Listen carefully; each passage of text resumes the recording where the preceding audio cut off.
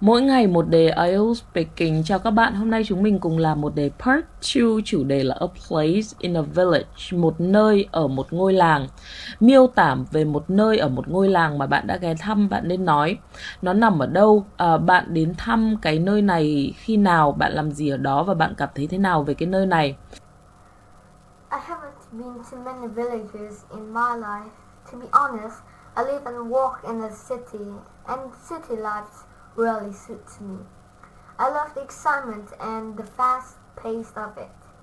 But there's a village that I visited several times, and I'd love to go back again.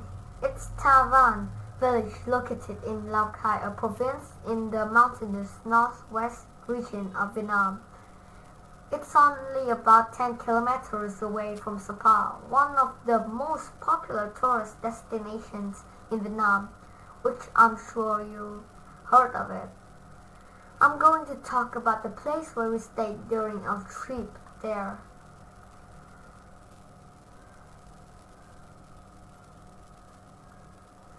We visited Taiwan a couple of years ago.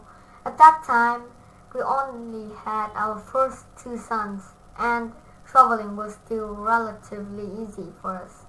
Both of us are spontaneous travelers, which means we don't have planned ahead or book things in advance. One day we got bored of the city and decided to go take the night train to Lao Cai. From there we took a bus to Sapa.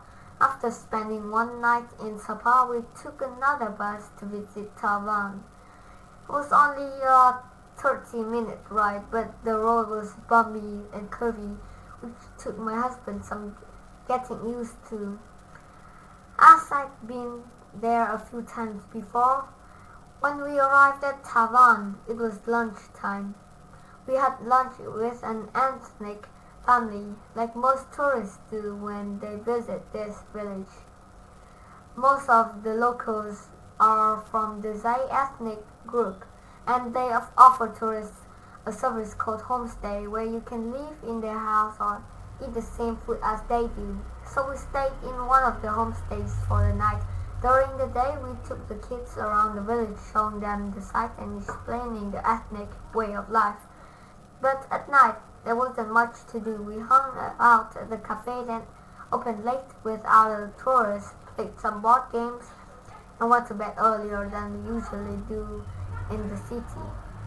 Breakfast in my homestays was spectacular, though. I remember sipping on herbal tea while watching the sunrise over the mountains.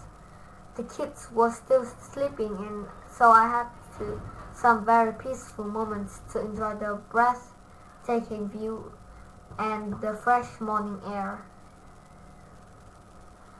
This place is one of my favorite spots on earth. It might be a bit of boring for families and kids, as there isn't much to do most of the time, and my kids definitely don't remember anything about that trip.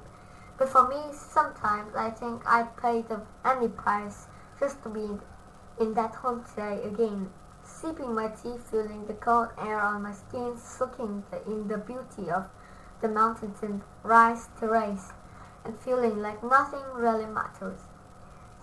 Just be. I'll definitely visit Tagan again in the near future with all of my kids.